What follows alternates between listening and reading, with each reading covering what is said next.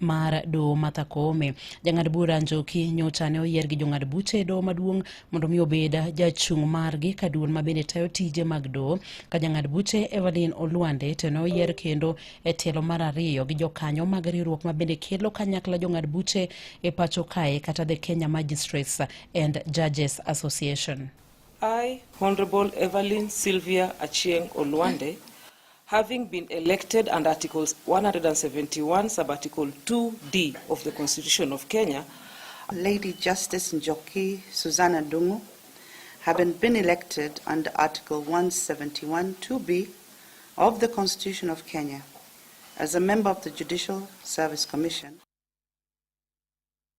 Jang'ad bura Njoki kod jang'ad buche Olwande osingo matiyo tijgi yo makare ka gilero ber mar duolno mar JSC e rito ratich do e pacho kae. And even as I step into the shoes of my late brother Justice Ibrahim, I do commit to also represent in as far as possible the concerns of other judges and judicial officers as we work in the Judicial Service Commission.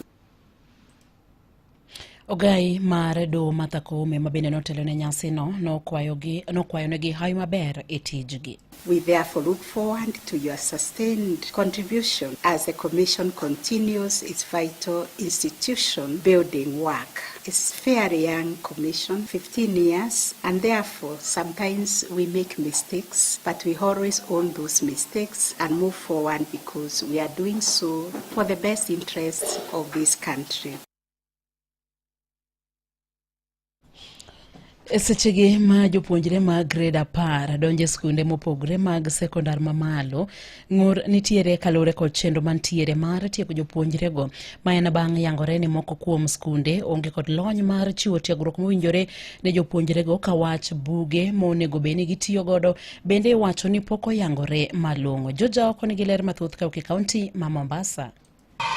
Ng'ur osechako nyiedhore e wi chenro mar somo mageto jopuonjre mag grade 10 masani donje e sikunde mag sekondar mamalo e thuolo mokwongo. Ma en kaluwore kod gino mikoni en onge mar ikruok makare to chutho ne jopuonj madhi tiego jopuonjre ma kamago.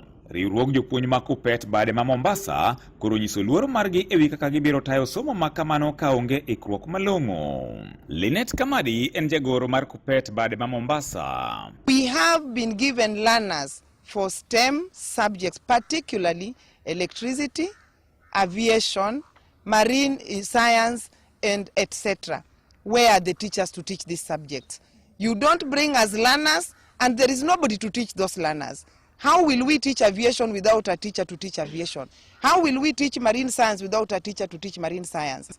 Michael Bita and Jalup Jagoro mar Kupet Mombasa. We are urging the president to rethink and replan and also give directives to the Ministry of Education that they go to these schools and see what is happening. Giywak ni kata obedo ni pek mar lony mar CBC ne oketi e lwetgi, piny owacho bende pod orem chopo singo mar ndiko jopuonj mosebedo katiyo kaka kojolo. George Mbaru kod Nehemia Kipkorir gi jopuonj mag JSS. A teacher cannot be expected to teach in a class while you are suffering, while you are hungry. These teachers have really served this country for a whole year diligently, and you can see from the result that was released. Kindly please find a place in your heart, employ the 20,000 teachers. From tomorrow, we are starting going to the streets in all over the 47 counties in Kenya. We want to say, President, if you want us to travel to Singapore, the Singapore must start from confirmation of the 20,000 teachers. We are calling for autonomy in administration of the junior school.